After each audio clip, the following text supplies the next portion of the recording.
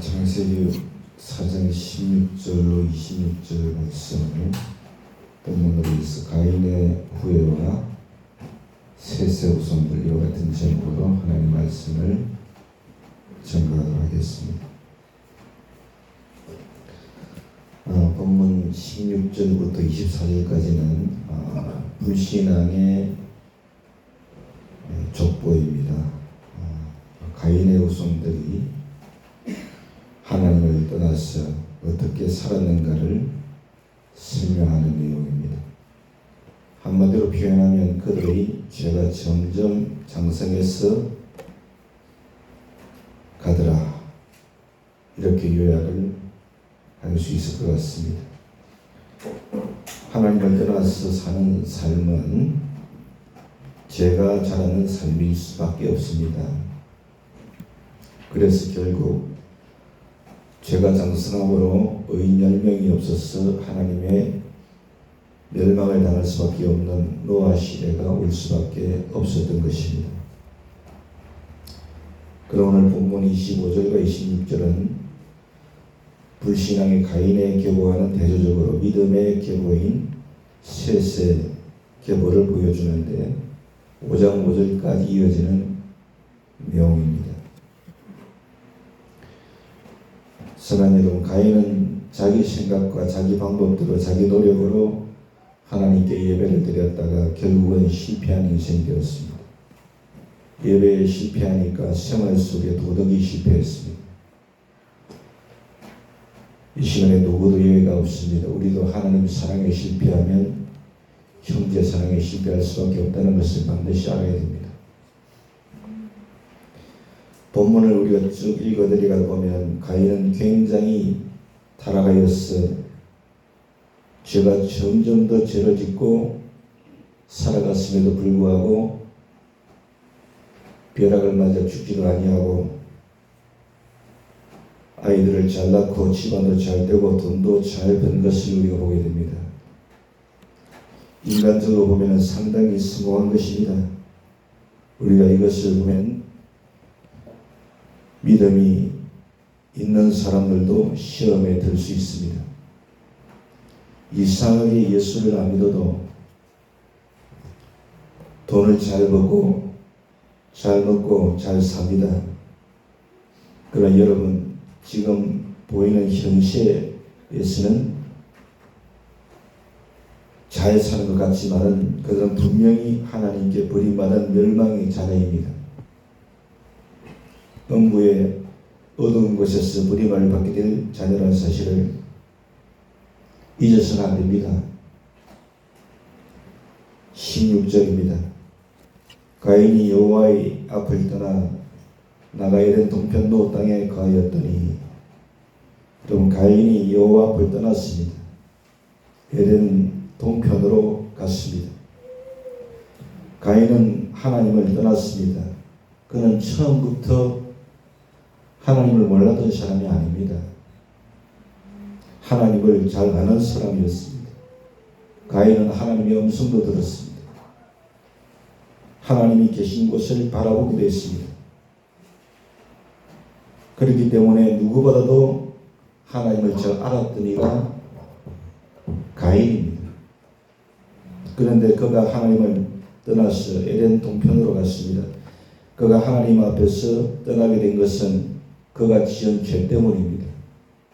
그 죄로 인해서 하나님께로부터 형벌을 받았기 때문에 그런 것입니다. 그러나 여러분, 그는 하나님을 떠나게 될 때 얼마나 고통스럽고 저주스러운 것인가를 잘 알았습니다. 그래서 13절에서 가인은 내 벌이 너무 중하여 견딜 수 없나이다, 그렇게 하나님 앞에 하소연을 했습니다. 이처럼 우리는 하나님을 섬기던 자가 하나님 앞을 떠나게 되면은 무엇과도 비교할 수 없는 고통이 임한다는 것을 알 수가 있습니다.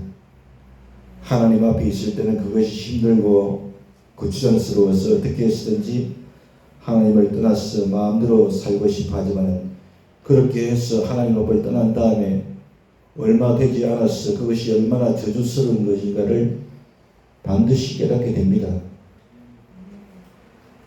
그리고 가인은 항상 불안과 공포 속에서 일생을 보내야 했습니다. 하나님께서 누구도 그를 죽이지 못하게 하실 것이라고 약속하셨고 그에게 증표도 주셨지만은 그의 삶은 항상 쫓기는 삶이었습니다. 안정을 찾지 못하는 삶이었습니다. 하나님을 떠나 이곳저곳으로 방황하며 살았습니다. 어느 한 곳에 정착할 수가 없었습니다. 누군가가 금방이라도 자기를 죽이려고 하는 것만 같았습니다. 가인은 동생 아벨을 죽이기 위해 끝없는 방랑 생활을 해야만 했습니다. 그래서 뛰쳐나가서 산 곳이 노옷이라는 곳이었습니다. 여기서 노옷이라는 말은 노 땅을 의미하기도 하지만 이 노옷의 히브리 말의 의미는 뭐냐면 유리한다, 방랑한다 이와 같은 뜻입니다. 즉 하나님을 떠나서 제 마음대로 살아보니까 편할 줄 알았는데 편하지 못합니다. 오히려 더 불안해졌다라고 하는 것입니다. 지금 세상에 하나님 없이 사는 사람들 여러분 행복한 것 같고 부조함이 없는 것 같지만 실제로 그들 마음속에는 늘 불안이 가득합니다.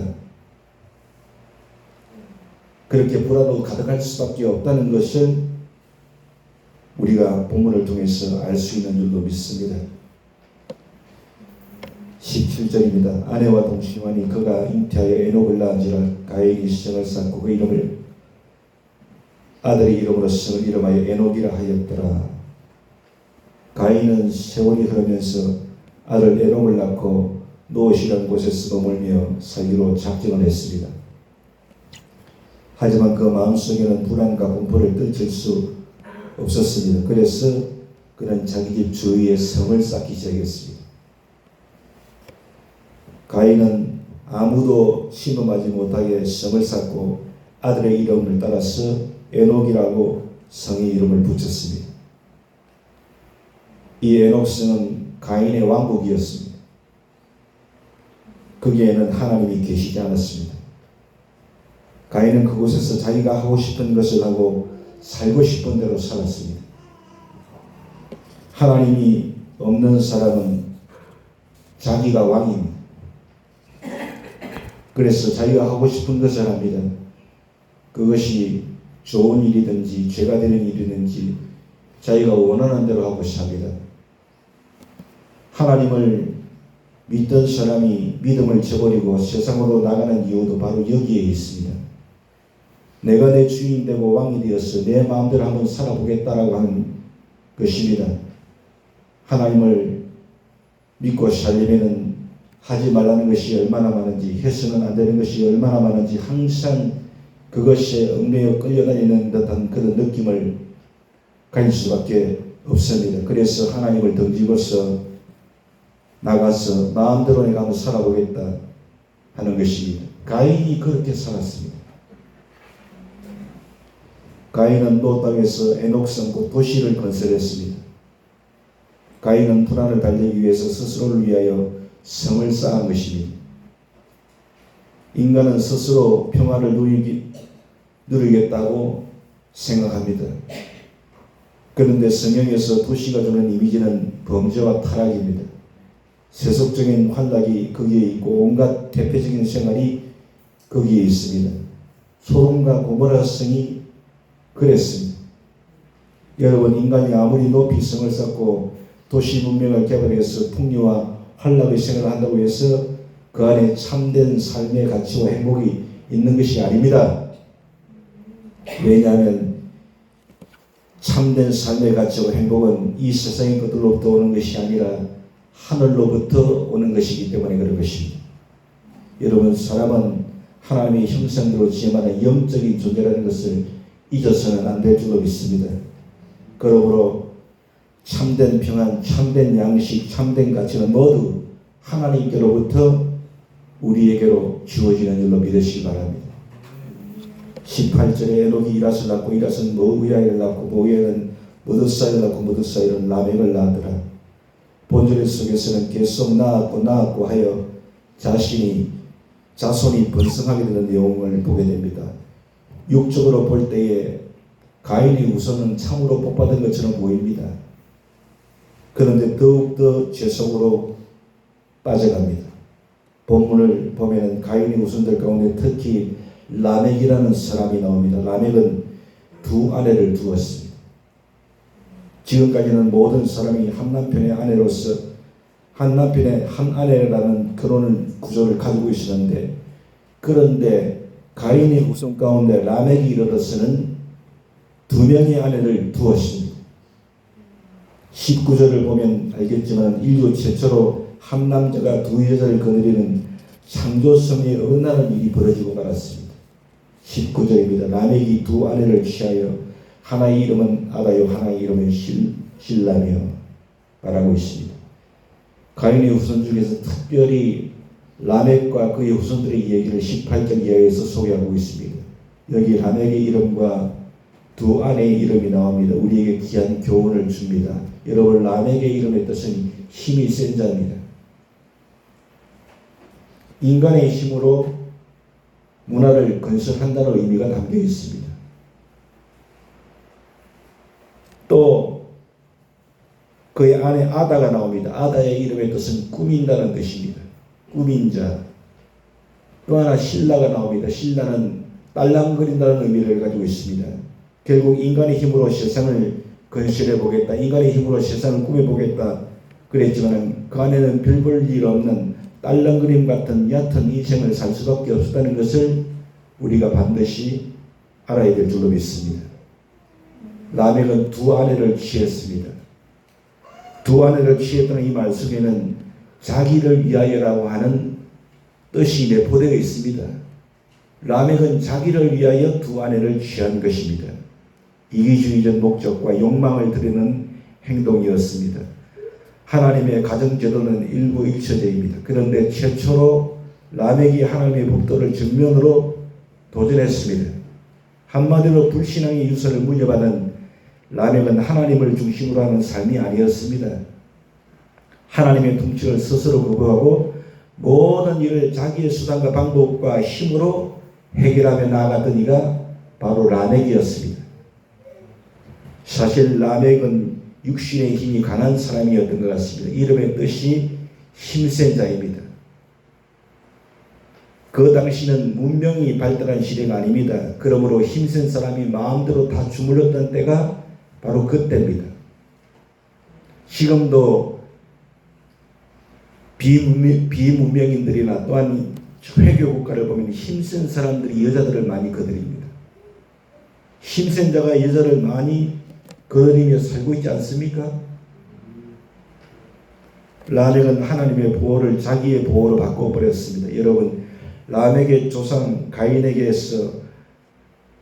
하나님께서는 그에게 표를 주셔서 그의 생명을 보호하시겠다고 말씀하셨습니다. 그러나 라멕은 하나님의 보호를 칼과 창으로 대신했습니다. 그러나 여러분, 아무리 창과 칼이 강하다 할지라도 하나님이 지켜주시지 아니하면 멸망받을 수밖에 없는 연약한 존재가 우리 인생임을 반드시 알아야 됩니다. 시편 127편 1절에 여호와께서 집을 세우지 아니하시면 세우는 자의 수고 헛되며 여호와께서 성을 지키지 않으시는 파수꾼의 경성함이 흑사로다. 주님은 그렇게 분명히 우리에게 말씀해 주셨습니다. 오늘 우리는 하나님 앞에 번제로 나아갈 수 있기 원합니다. 할렐루야. 나는 아무것도 아닙니다. 무능합니다. 연약합니다. 하나님께서 나를 주관하시고 다스리옵소서. 인도하여 주시옵소서.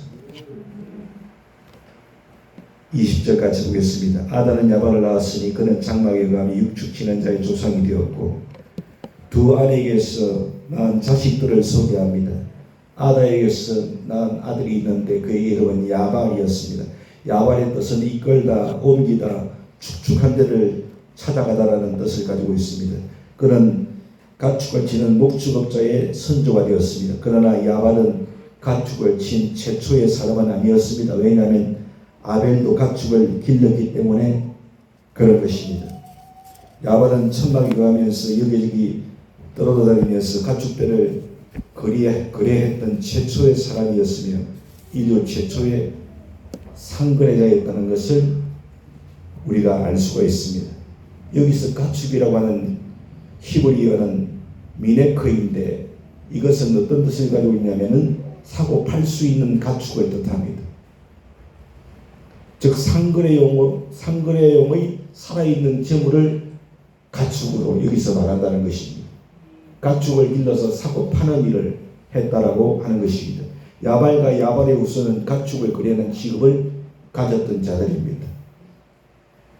돈이 세상을 지배하는 세상이 시발점이 거기에서부터 출발했던 것을 우리가 알 수 있습니다. 21절은 아다에 의해서 낳아진 둘째 아들 얘기가 나옵니다. 21절입니다. 그의 아우의 이름은 유발이니 그는 수금과 퉁소를 잡은 모든 자의 조상이 되었으며 그렇게 말합니다.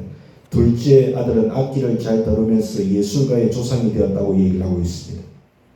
에덴 동산을 쫓겨난 가인과 그의 후손의 삶은 여러분 슬픈 삶이었습니다. 이 슬픔을 위로하는 길은 어목보다 더 좋은 것이 어디 있었을까 하는 생각이 들었습니다. 그런데 여러분 인간의 노래를 보면은 노랫말을 대부분 보면 어떻습니까? 모든 노랫말의 가사가 다 우수에 젖어 있는 것을 보게 됩니다. 이별과 사랑과 슬픔과 외로움의 가사들로 가득 차 있습니다.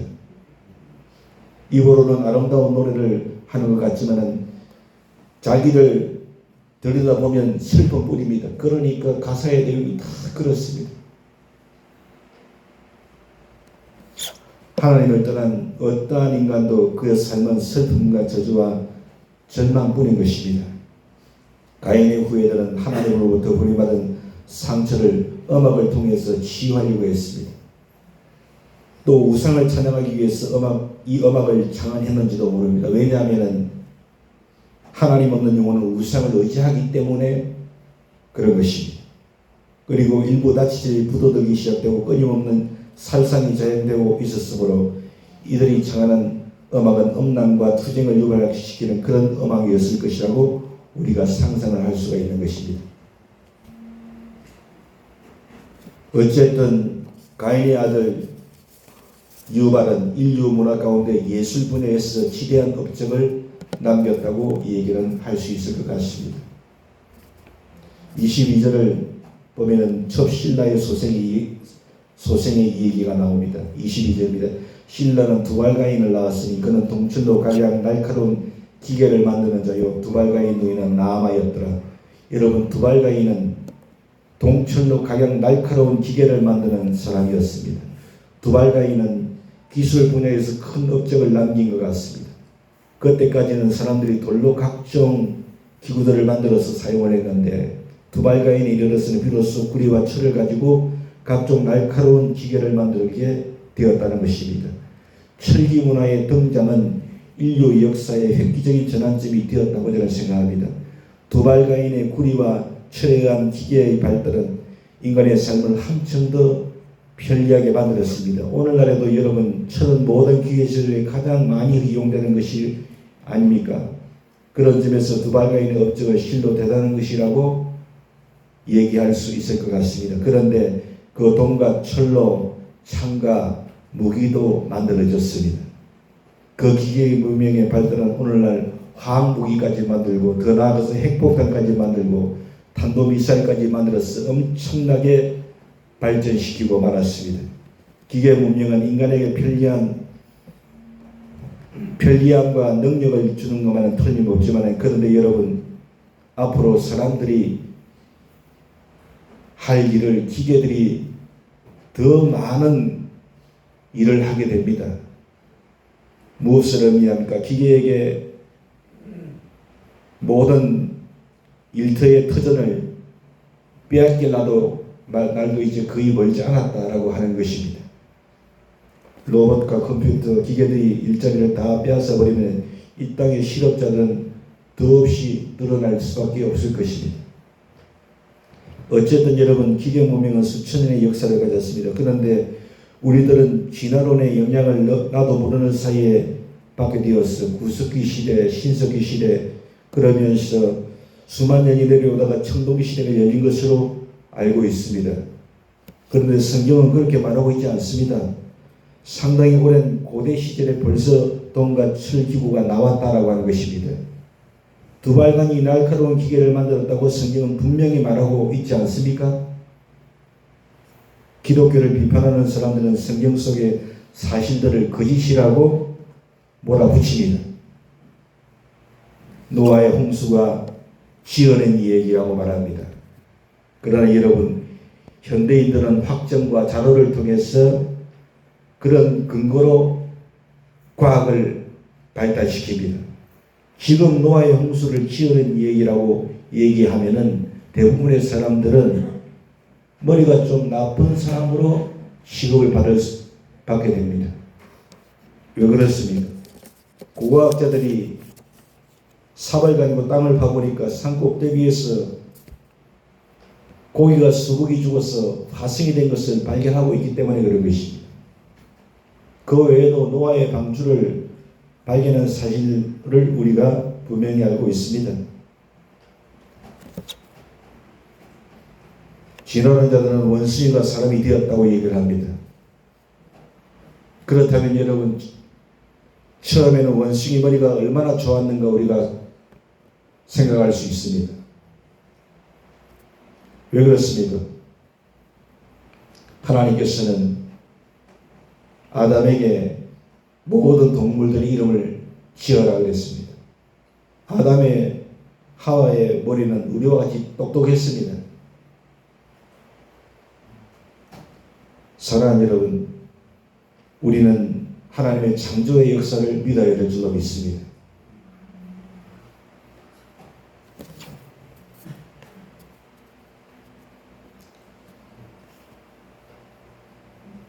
다음으로 23절 이하를 보면 인류 최초의 문학이 나옵니다. 23절과 24절입니다. 라멕이 아내들에게 이르되 아나와 신라여 내 소리를 들어라. 라멕의 아내들이여 내 말을 들어라. 나의 창성한 이라여 내가 사람을 죽였고 나의 상함이 나의 소인을 죽였도다. 가인을 위하여는 벌이 7배이긴데 라멕을 위하여는 벌이 77배이로다 하였더라. 그렇게 말하고 있습니다.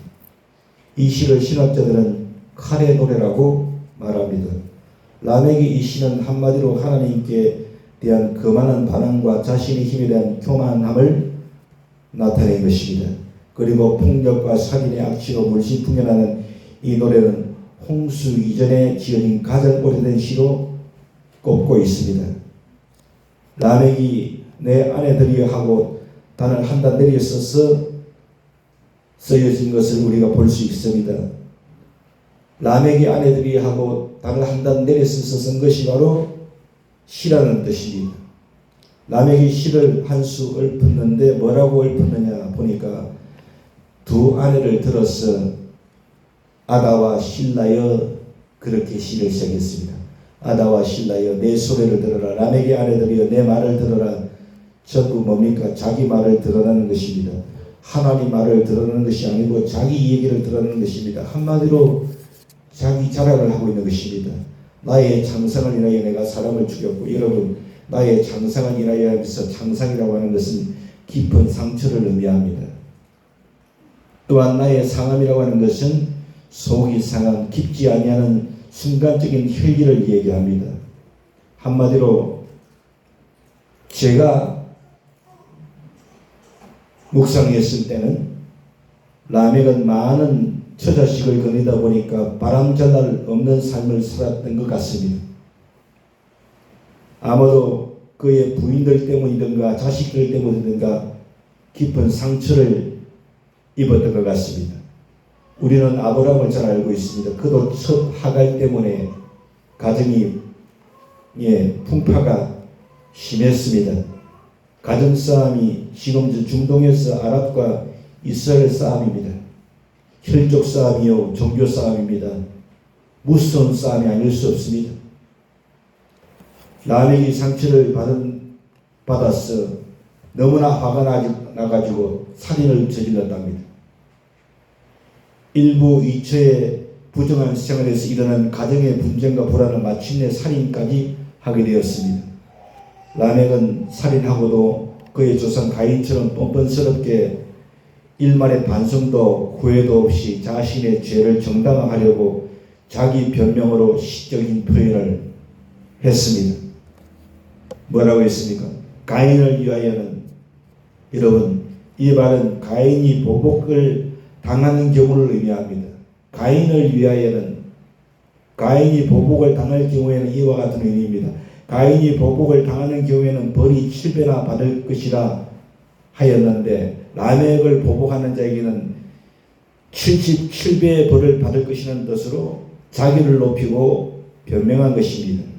가인이 자기 동생을 죽이고 하나님을 떠난 후에 누가 가인을 해롭게 한다면 하나님께서 뭐라고 했습니까? 가인을 해하는 자는 벌을 7배나 받을 것이다. 모든 심판은 하나님의 손에 있는 줄로 믿습니다. 그런데 오늘 본문의 라멕은 자기의 목소리로 살인한 자기를 괴롭히는 자는 벌을 77배나 받을 거라고 하십니다. 그렇게 노래합니다. 얼마나 교만하고 하나님을 무시한 것입니까? 이 말은 어떤 말입니까? 자기는 벌 안 받는다는 겁니다. 자기를 해하는 자는 77배의 벌을 받을 것이다. 사랑하는 여러분 여기까지는 어두운 사건입니다. 불신앙의 촉보이기 때문에 어두운 사건입니다. 그러나 25절과 26절에서 우리는 다시 희망을 얻게 됩니다. 25절입니다. 아담이 다시 아내와 동시험에 그가 아들을 낳아 그 이름을 셋이라 하였으니 이는 하나님이 내게 가인 죽인 아벨 대신에 다른 씨를 주셨다 함이며. 여러분, 셋은 지정된 자, 택함받은 자, 안정된 자라는 뜻을 가지고 있습니다. 하나님께 택함받았기 때문에 하나님만을 의지하니 그는 약하지만은 마음은 평안하고 안정했다는 뜻이 담겨있는 줄로 믿습니다. 셋은 성경에 보니까 그는 성도 쌓지 않았습니다. 기계도 만들지 않았습니다. 돈도 모으지 않았습니다. 그러나 그는 하나님 앞에서 평안했습니다. 아담과 하와는 자녀들을 키워보면서 죄의 결과가 얼마나 크고 무섭다는 것을 느꼈을 것입니다. 가인의 후손이 강팍하게 되어가고 악하게 되어가는 것을 보고서 죄의 결과가 얼마나 무서운 것인가를 알게 되었을 것입니다. 이처럼 가인의 후손들을 보면서 아담과 하와가 이제 우리 집안에는 믿음의 그도트기가 끊기나 보다 절망하고서 소망이 없는 것처럼 되어갔을 때 하나님께서 남은 자가 있다. 택한 자가 있다.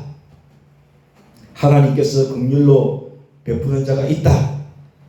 그 증거로 셋을 주셨습니다. 아벨 대신에 셋을 두셨다 그랬습니다. 성경은 예수의 족보의 족보를 이어가기 위해서 믿음의 자손과 불신앙의 자손을 곁들여서 아울러 얘기하고 있는 것을 우리가 보게 됩니다. 계속 창세기의 얘기가 그렇게 흘러갑니다. 족보의 얘기입니다. 26절입니다.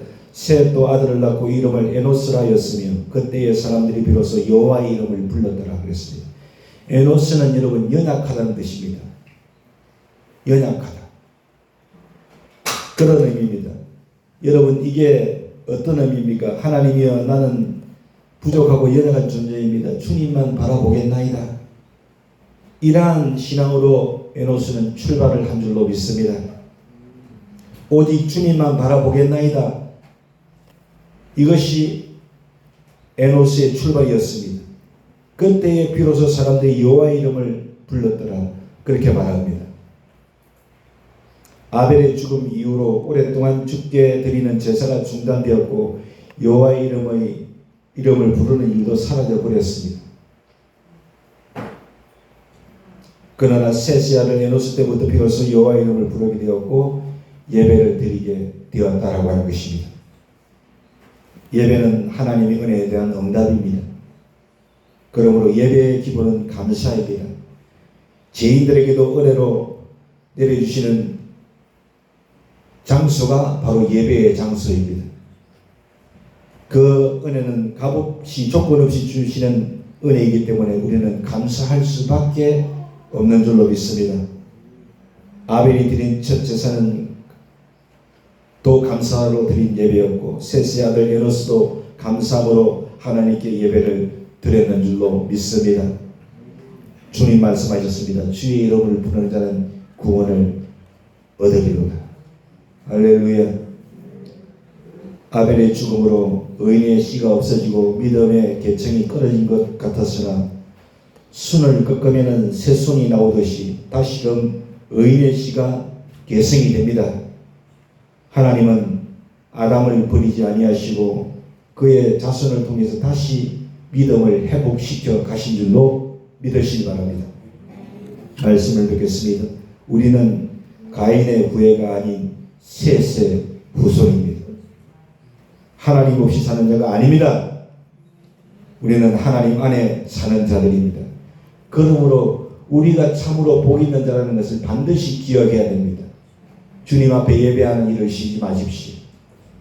그에게 하나님의 구원의 역사가 있고 악한 마귀가 틈타지 못하게 되고 이 세상에서 승리하는 놀라운 역사가 반드시 있을 줄로 확실히 믿습니다. 예수를 통하여서 주님께서는 그것을 우리에게 확정해 보이신 줄로 확실히 믿습니다. 우리 주님 앞에 찬송드리겠습니다. 384절입니다. 나의 갈 길 당하다.